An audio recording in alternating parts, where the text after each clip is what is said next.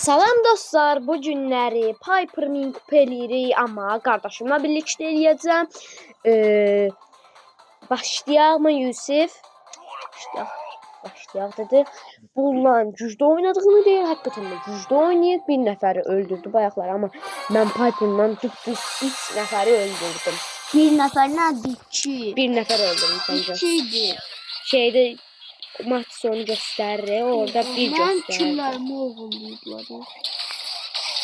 Neyse dostlar, ben de bunu aldım. Değiller en toksik pilli. Hayır, olamaz.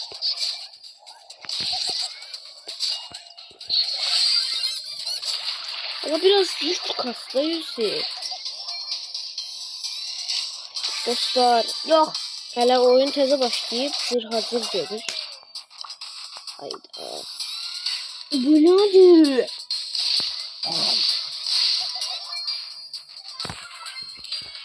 Yusuf gelsin. Gel. Ben şuraya otururum. Sen git.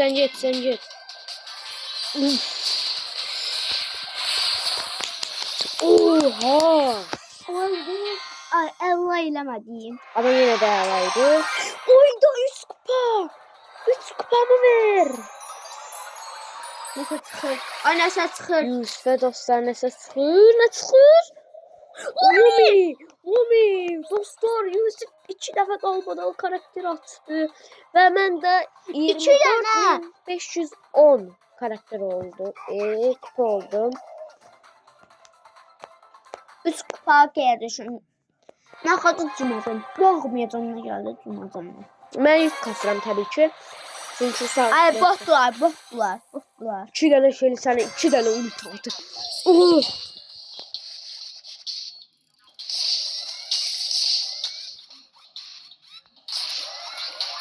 Yani şeydi, Piper uzaktan vurur anda güçlü vurma.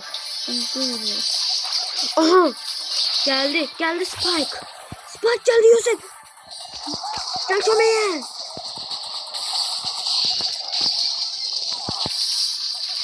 Yok. Beni koyma. Özür ya. Uf, liseden yükümüzü çaldılar ya Allah. Hayda, talih. Talih yoksa mali. Talih. Oha.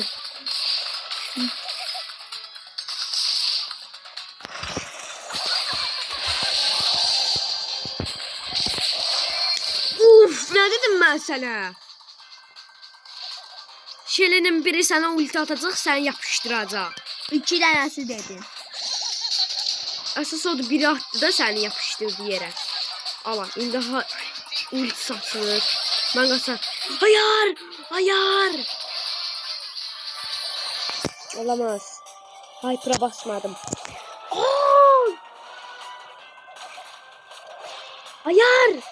Olamaz. Kadın sürücü. Talih qaçır. Koş edin. Yox.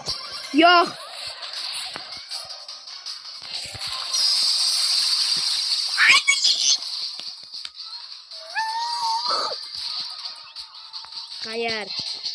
Olamaz. 8 saniye 4. O bir vuruşla öldürdü. Ama neyse, bir prestij. Piper Baba Pro. Bir prestij oluyor. Arkadaşlar. Zeysin Hyper. Sağ olun dostlarım, canım dostlarım. Zanay məhəllə uşağımız qaqaşaqdır. Zanay məhəllə uşağımız qaqaşaqdır. Səninlə fərq edirik. Budur. Sağ olun dostlar.